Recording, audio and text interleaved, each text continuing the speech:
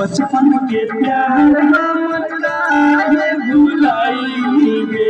जियते जिंदगिया में हमरा मोबाइल आगे रनिया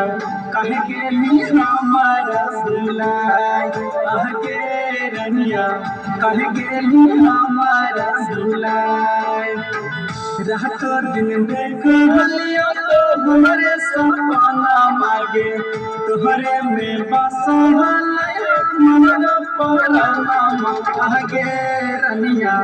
कहे गेली हमारा भुलाई आगे रनिया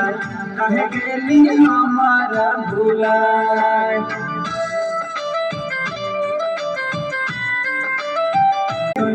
हर जिंदगी हमारा बनाई गे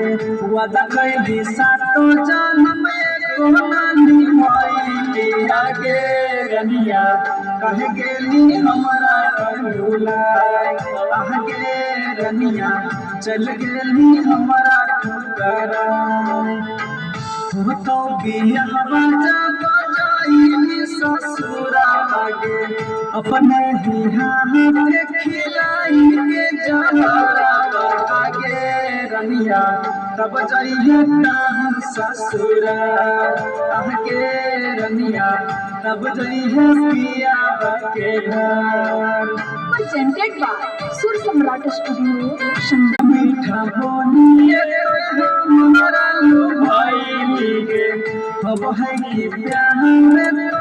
हमारा सिखाई आगे रनिया तब काहे गेली सर भुलाई आगे रनिया तब काहे गेली सर भुलाई जन सुन कह के रोजे रहली कोना मांगे तोहरा बिना नहीं लागे के माना आगे रनिया तोड़ी देली दिलावा के आस आगे रनिया तोड़ी दिसावा।